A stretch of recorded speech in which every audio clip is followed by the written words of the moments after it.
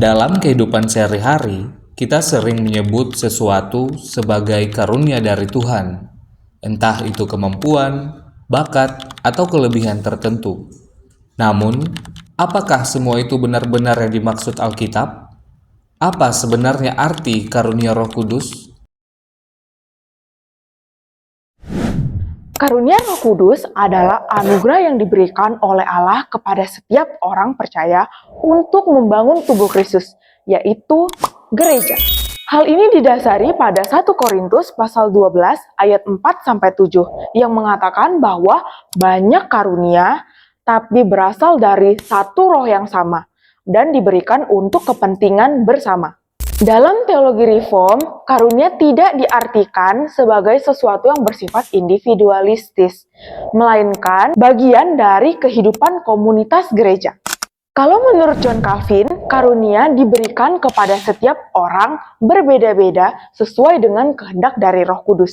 Nah, kalau menurut Louis Berkhof nih, karunia itu memiliki tujuan utama, yaitu melayani sesama, membangun jemaat, dan memuliakan Allah. Salah satu bentuk karunia yang disampaikan oleh Rasul Paulus adalah berkata-kata dengan pengetahuan. Apa sih yang dimaksud dengan hal tersebut? Nah, mari kita bahas bersama karunia berkata-kata dengan pengetahuan atau word of knowledge. Dalam hal ini, kami juga telah mewawancarai salah seorang pendeta dan juga telah mengumpulkan hasil dari beberapa studi literatur yang telah kami lakukan. Dan ada dua spektrum pemahaman yang menarik.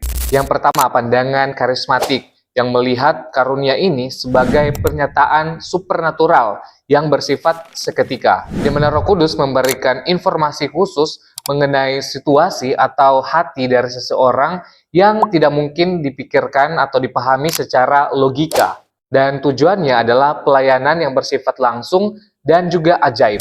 Yang kedua, ada pandangan reform atau Calvinis. Nah, bagi Calvin, karunia ini lebih bersifat pedagogis atau pengajaran. Ini adalah kemampuan luar biasa untuk menguasai asas-asas pertama atau dasar-dasar iman Kristen. Jika karismatik melihatnya sebagai wahyu baru, nah reform melihatnya sebagai kedalaman pemahaman atas firman Tuhan yang sudah ada untuk diajarkan kepada jemaat. Lalu, bagaimana kita menilai karakteristik dari karunia berkata-kata dengan pengetahuan, terutama pada zaman sekarang di tengah jemaat? Nah, kami membaginya menjadi 3 poin. Yang pertama, mari kita lihat apakah karunia tersebut asli atau palsu. Karakteristik dari karunia yang asli biasanya itu dilakukan dengan rendah hati dan hasilnya itu membangun jemaat. Jika seseorang mengklaim memiliki pengetahuan tapi digunakan untuk hal yang salah seperti memanipulasi atau membuat perpecahan di tengah jemaat, maka itu adalah penyalahgunaan atau bisa disebut dengan palsu. Nah, yang kedua, mari kita lihat apakah karunia ini utama atau yang terutama. Nah, apakah karunia berkata-kata dengan pengetahuan ini yang paling utama? Jawabannya tidak. Karena dalam susunan sistematisnya, yang paling utama itu adalah hikmat, karunia hikmat. Seperti ibaratnya pembangunan. Pengetahuan ini adalah fondasi suatu bangunan. Sedangkan hikmat ini adalah arsitek yang merancang bangunan tersebut. Jadi, karunia berkata-kata dengan pengetahuan ini bukan yang terutama. Ketiga, apakah karunia ini berubah atau tidak berubah?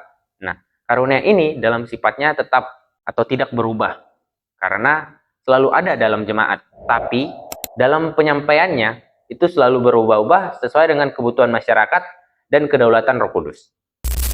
Nah, kita udah bahas nih tentang karunia berkata-kata dengan pengetahuan. Seperti ilustrasi sebuah simfoni, setiap instrumen memiliki suara yang berbeda-beda. Namun saat dimainkan bersama-sama, mereka akan menghasilkan sebuah harmoni bagi kemuliaan nama Tuhan. Mari kita kenali dan gunakan setiap karunia yang sudah diberikan Tuhan, bukan untuk mencari panggung, tapi untuk membangun tubuh Kristus dan bagi kemuliaan Kristus saja. Soli Deo Gloria!